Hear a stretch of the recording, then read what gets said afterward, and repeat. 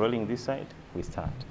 I just wanted us, let's look at the mining sector. We were told that Uganda has 31 million tons of gold deposits. Someone would wonder, why would you even mind about oil? Why not focus on the gold?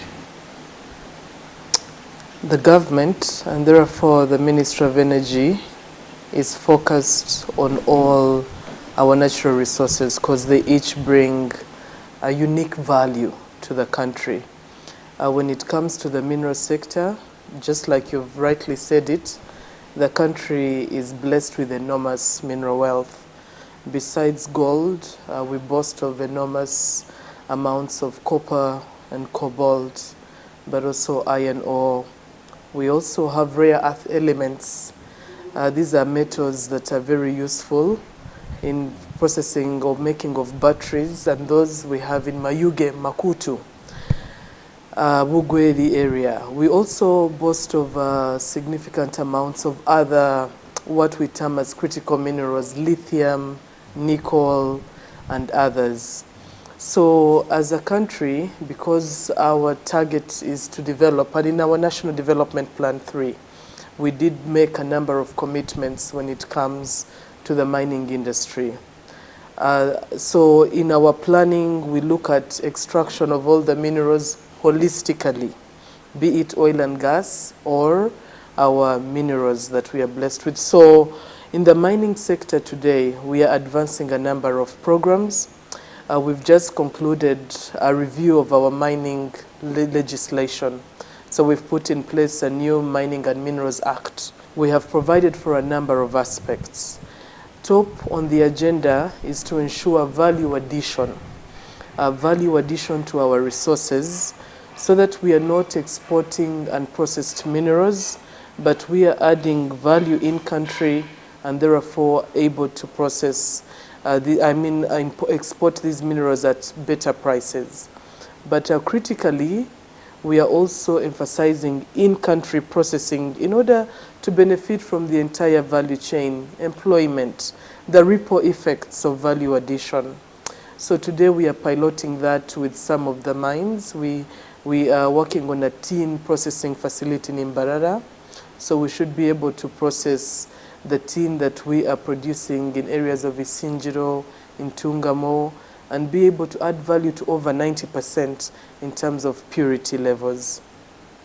But critically also, when you look at the other minerals that we are planning for, be it Kilembe, you're very aware, our Kilembe Mines that has existed since the 1950s, we did produce from this mine from 1956 to 1982, when the mine ceased operations, and the mine has largely been in maintenance and care for all these years. So we are working with the Ministry of Finance to ensure that we resuscitate this mine. When will the resuscitation take effect? Yes, so working with Ministry of Finance, we are in the process of identifying a partner. And we have already run, it's a competitive process. We started with an expression of interest last year, and we are now at a request for proposal stage, where the interested investors have now submitted their final proposals. But why am I emphasizing Kilembe Mines? Because in the new Mining Act, we provide for national participation, state participation, through the National Mining Company. And we will be piloting this with Kilembe Mines. So the investor that we are going to identify will enter a production sharing agreement similar to what we are applying in the petroleum sector to be able to redevelop Kilembe Mines.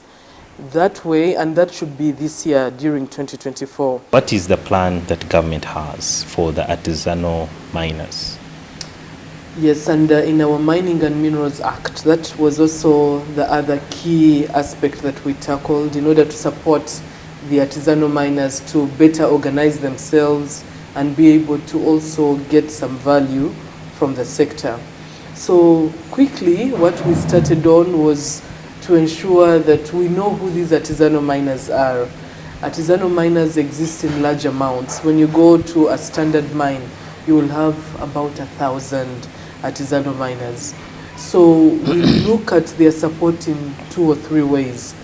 Number one, ensuring that we organize them, we know who they are, so we introduced a biometric registration system where the Ministry of Energy moves around all the mines and captures the biodata for all the different artisanal miners, so that at any one time you know which miner exists on which license. For example, I'll give you an example. You see, like in Mubende, you go to the mines, these guys who always spend a day in the dirt looking for gold, after they have gotten it, they are guys who are in security, in plain clothes and the rest. It's a cartel. And they normally get the gold from them at a throwaway price. How are you arranging to ensure that the cartels don't continue to cheat the artisanal miners? So beyond the biometric registration, we also undertake a lot of sensitization to strengthen the artisanal miners' negotiation capacity, for them to know the value that exists for the minerals that they are mining and be able to negotiate competitive prices. So under following the enactment of the law, where we've provided for some of these mechanisms, we are starting on identifying location sites for these market centers, so that the trading is not done backdoor behind places or in areas that are not known, but is done in an open environment. And through that, you're able to also compare the prices and have some form of standardization, so driven by the competition. So that way, really, we should support them better in being able to access better prices and then, for those minerals. Some time back, Uganda was posted as one of the countries that sold out or exported the biggest amount of gold. But that money from the gold was not reflecting anywhere in URA, in Ministry of Finance. Where does that money go? We do have a standard accounting system for all our gold exports, and Bank of Uganda, and therefore working with URA, does capture how much gold trading we've done in terms of the revenues. And critically, we have joined the Extractives Industry Transparent International, where we are required as a country. This is a global transparency body, and we have subscribed to certain standards. So every trading, every sale that we undertake, this must be reflected in our books of accounts, and we publish those. And later on, the Extractives International Transparency Initiative undertakes an audit of our extractives industry, not only mining, but also petroleum. Tell us about the Chinese who have a license and they're operating in eastern Uganda and they have been mining gold. The gov't is a licensed company that is operating, is developing a mine, a gold mine in Busia. And gov't has not yet started any exportation. They are at a point where they are developing the mine in preparation for exploitation. So we expect that within a year or two, they should launch into full production. One of the other issues that keep pushing away the investors is the fact that when someone wants to come and acquire a license in Uganda, there are so many people always waiting to con these investors, promise them heaven and earth, and always wanting kickbacks.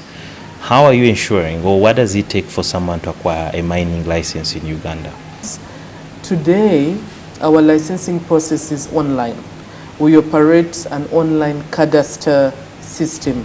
You no longer have to walk within our office corridors.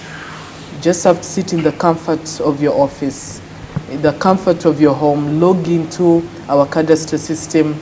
It will show you which areas are available for licensing, and then you make an application online.